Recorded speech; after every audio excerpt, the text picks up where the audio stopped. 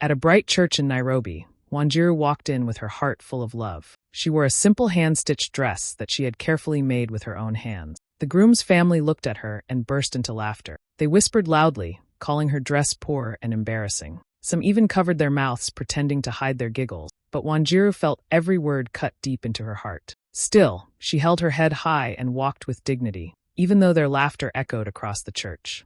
Moments later, a white stretch limo stopped outside the church, and everyone's eyes turned in shock. The doors opened, and Wanjiru stepped out again, this time glowing with confidence. She was no longer the quiet bride they mocked. In her hand, she carried documents and photos that showed the truth. She was the designer of the dress they had just laughed at, and she was the proud owner of her own fashion label. The same dress they mocked was her masterpiece, and now it shone brighter than any jewel. The church grew silent, and gasps filled the room. The same mouths that had laughed were now wide open in disbelief. The groom's family could not say a single word as they realized Wanjiru was not just a bride in a simple dress, but a strong woman of success, talent, and grace. The guests clapped loudly, some even standing to cheer for her. What started with laughter ended with tears of pride and joy. Wanjiru smiled, her heart finally at peace, proving that no amount of mockery could dim her love. In Accra, the garden was decorated with flowers, music, and smiling guests waiting for the bride to arrive. Everyone expected Amma to come in a sparkling gown that would shine under the sun.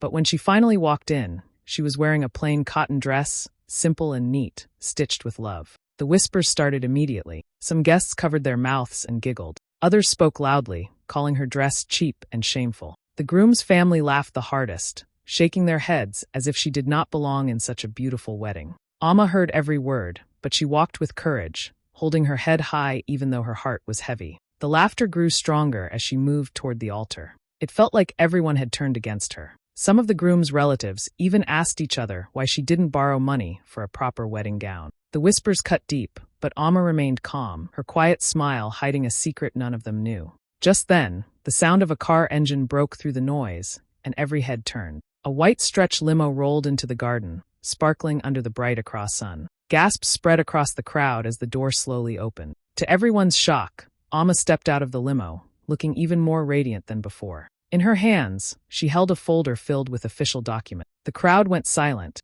and the laughter stopped at once.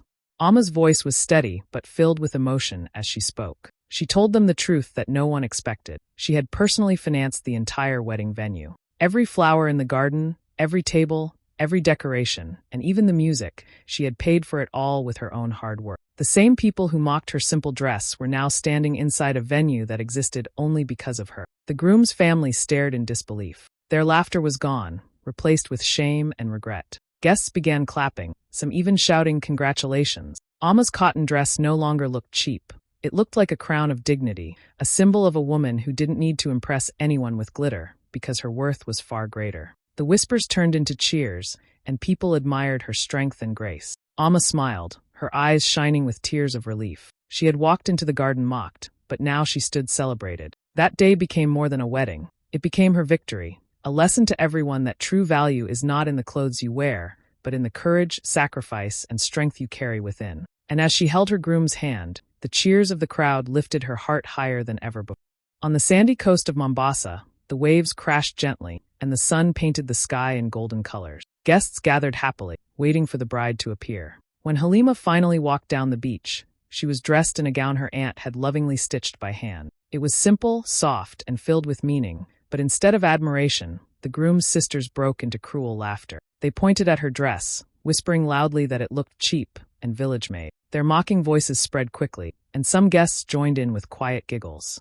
Halima's heart ached, but she kept walking gracefully, refusing to let their laughter break her spirit. The groom's family smirked, thinking they had proven she was unworthy. Halima stood silently, her eyes shining with hidden strength. Just when the whispers grew louder, the deep sound of a car engine made everyone turn their heads. A shining white stretch limo pulled up by the shore, its reflection glittering against the ocean wave. Guests gasped, stunned by the sudden arrival. The groom's sisters froze, their cruel smiles slowly fading. The limo door opened, and to everyone's amazement, Halima stepped out again. This time she was not alone. Walking beside her was the mayor of Mombasa himself, dressed in an official suit, his presence commanding respect. The crowd grew silent, their eyes wide with shock. The mayor held Halima's hand and raised it high before speaking to the crowd. In a clear, proud voice, he announced that Halima was not only the bride today, she was also the sponsor of the entire wedding feast. Every dish, every decoration, and every arrangement had been paid for through her generosity and success. The beach fell completely silent, and then gasps of awe echoed all around.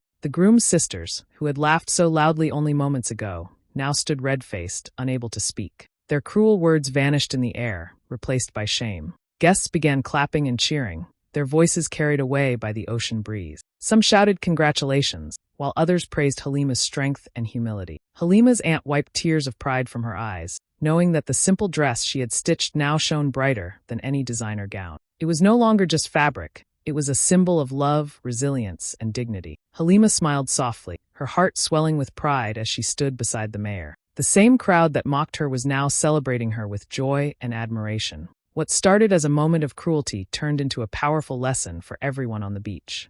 True beauty was not in glitter or luxury, but in character, kindness, and strength. Halima's walk down the sandy coast had begun with laughter, but it ended with thunderous applause, making her wedding day not only unforgettable, but a story of triumph that people would talk about for years. At a grand hotel hall in Lagos, chandeliers sparkled above the crowd and music filled the air. Guests waited excitedly for the bride to make her entrance. When Omolara finally walked in, her beauty shone, but her dress drew unexpected reactions. She wore a gown that had been recycled, carefully remade to fit her. It was elegant in its own way, but not what people expected in such a luxury hotel. Whispers began to spread, and soon giggles filled the room. Some guests shook their heads.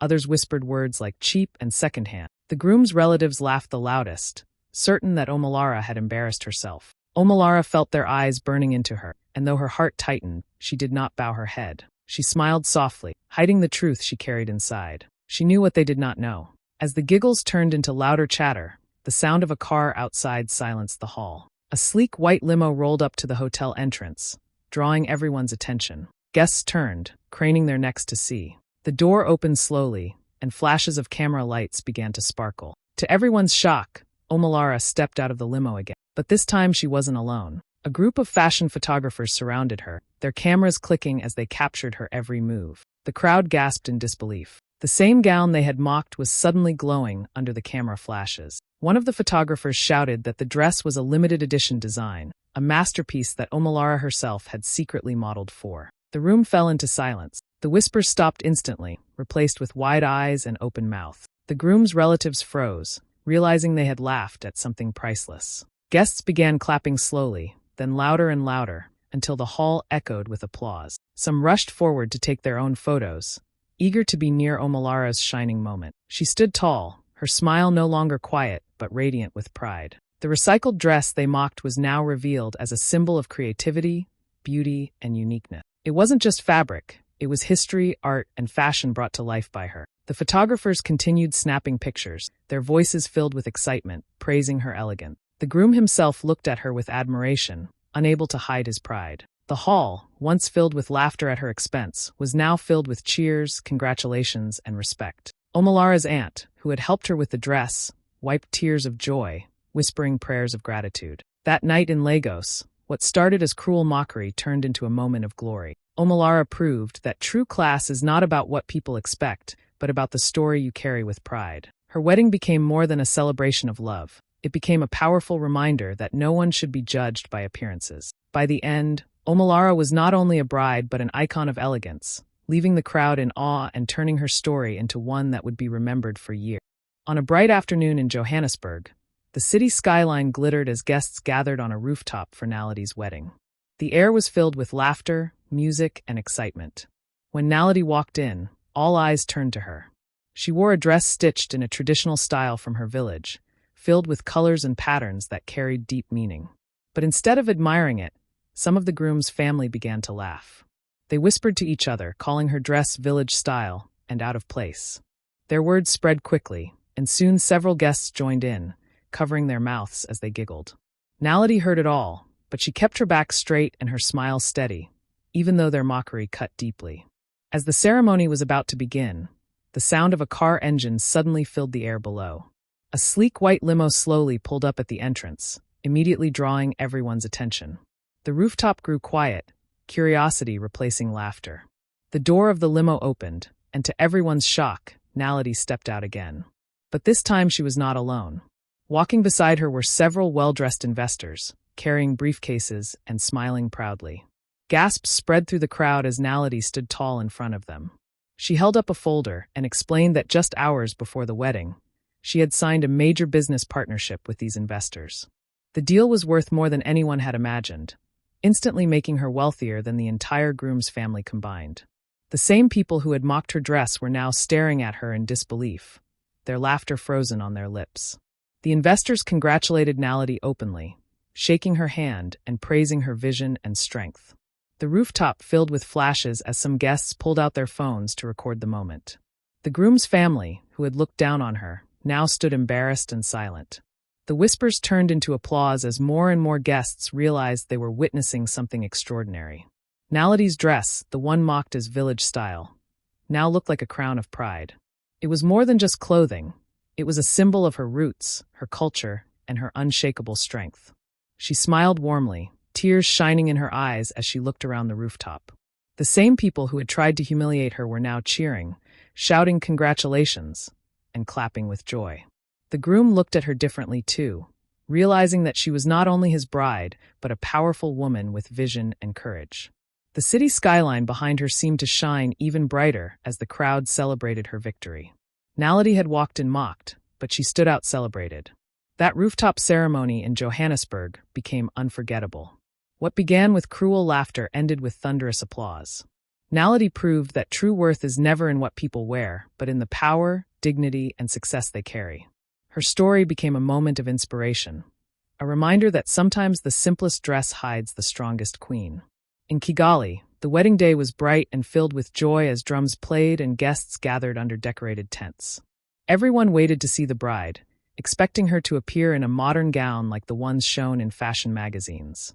But when Keza walked in, she wore a beautiful traditional dress, carefully made with patterns that told stories of her ancestors. Instead of admiration, some guests began to whisper and laugh. The groom's relatives smirked, calling her outfit backward and old-fashioned. Their cruel words spread like fire, and soon many in the crowd were giggling, shaking their heads as if she had embarrassed herself. Keza felt the sting of their laughter, but she walked with calm grace, her chin lifted proudly. Her heart ached, yet deep inside, she knew the truth that they did not. As the mockery grew louder, a sound broke through the noise, the low hum of a car engine. Everyone turned their heads as a long white limo rolled up to the wedding ground. Guests gasped in surprise, their laughter falling silent. The car door opened, and out stepped government officials dressed in suits, their presence commanding respect. To everyone's amazement, the officials walked straight to Keza. The leader of the group held her hand and raised it high before speaking in a clear, proud voice. He announced that Keza had just been appointed as the new ambassador for cultural heritage. Her love for traditional dress, the very thing people mocked, was the reason she had been chosen to represent the nation. The crowd froze in shock, their faces a mix of disbelief and shame. The same guests who laughed now stood wide-eyed, unable to speak. The groom's relatives who had mocked her most loudly lowered their heads, embarrassed by their own cruelty.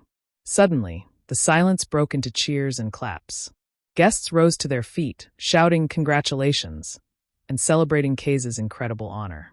The traditional dress that had been insulted minutes earlier now shone with pride and dignity, glowing brighter than any diamond gown. Keza's eyes filled with tears as she looked around the crowd. She no longer felt the sting of mockery. She felt the warmth of victory. The dress her ancestors would have worn was now her crown, a symbol of her strength and heritage. The government officials smiled proudly, reminding the crowd that true beauty lies in remembering where you come from, not in copying others. The groom looked at her with admiration, realizing he had married not only a bride but a woman of power, culture, and pride. The wedding turned into a celebration far greater than anyone had expected. Songs rose, drums beat louder, and guests danced with joy, honoring Keza not just as a bride but as a leader. That day in Kigali, what began with cruel whispers ended with thunderous applause. Keza's story became unforgettable, a reminder that the world bows to those who carry their heritage with pride. Her walk in a mock traditional dress became her greatest triumph, turning her wedding into history. At a grand private estate in Addis Ababa, the gardens were decorated with flowers, lights, and music. Guests filled the courtyard, waiting for the bride to appear. When Mex finally walked out, all eyes turned toward her. She wore a modest gown, simple and unadorned, stitched with care but without glitter or shine. Instead of clapping, some of the groom's relatives began to laugh. Their voices rose with cruel remarks, calling her dress plain, poor, and unworthy of such a rich estate. Whispers spread quickly, and soon many in the crowd were snickering, their eyes filled with judgment. Mex felt the sting of their laughter, but she stood tall. She did not argue, she did not cry, she only smiled softly, carrying a secret none of them knew. As the mockery grew louder, the sudden sound of a car engine silenced the courtyard. A white stretch limo rolled up the driveway, shining under the evening light. Gasps rippled through the crowd as the door opened, and out stepped a man in a dark suit, her father's lawyer, holding a briefcase. The lawyer walked straight to Mex and handed her a sealed envelope. He cleared his throat, and in a strong voice announced the shocking truth. The estate they were all standing in, the mansion that had impressed the groom's family so much, did not belong to them. It belonged to Mex. She was the sole heir named in her late father's will. Every wall, every garden, every stone under their feet was hers alone. The courtyard fell silent. The same mouths that had mocked her gown now hung open in disbelief. The groom's family, who had laughed the loudest, stood frozen, their pride shattered in a single moment. Some guests covered their mouths, their eyes wide with shock. Then slowly applause began to rise. First a few claps, then more, until the entire estate echoed with cheers. People shouted congratulations, with joy, celebrating Mex's unexpected triumph. Her modest gown, once ridiculed, now looked like the perfect symbol of her grace and dignity. She had not needed gold or diamonds to prove her worth. The truth had spoken louder than any jewel ever could. Mex's eyes filled with tears, but this time they were tears of pride and relief. She looked at the guests, no longer embarrassed but powerful, standing as the true owner of the mansion. The groom looked at her in awe, realizing that she was far greater than he or his family had imagined. The night that began with cruel laughter ended in thunderous applause. Mex had turned her pain into victory. Her story became unforgettable, a reminder that wealth is not always seen in clothes or appearance, but in the strength and legacy one carries. That evening in Addis Ababa, Mex walked not just as a bride, but as a queen of her own home. In Lusaka, the community hall was decorated with balloons, ribbons, and bright lights. Families, friends, and neighbors gathered to celebrate Chipo's wedding. Everyone was excited to see the bride, and when Chipo finally walked in, all eyes turned to her. She wore a patched-up dress, carefully repaired by hand. It was clean and neat, but far from the sparkling gowns people had expected. Soon the whispers began. Some guests leaned toward each other, calling her dress cheap and embarrassing. Others giggled softly, hiding their laughter behind their hands. The groom's relatives whispered the loudest, mocking her in cruel tones that spread across the hall. Chipo heard every word. Her heart hurt, but she refused to let the shame show on her face. She stood with grace, holding her head high. Deep inside, she knew she was about to turn the moment upside down. As the gossip grew stronger, the sudden sound of a car engine outside caught everyone's attention. A white limo slowly pulled up outside the community hall. Murmurs filled the room as people rushed to the windows, their eyes wide in surprise. The limo door opened, and to the shock of everyone, Chipo stepped out again. This time she wasn't alone. Behind her walked a group of celebrity singers, famous faces known across Zambia for their powerful voices and hit songs. The hall went silent for a second, then gasps and screams of excitement filled the air. The same guests who had laughed at her dress were now rushing forward, eager to see the stars standing beside her. Chipo smiled as she introduced the singers to the crowd. She explained that she had personally invited them as her special guests, and they had come to perform in her honor.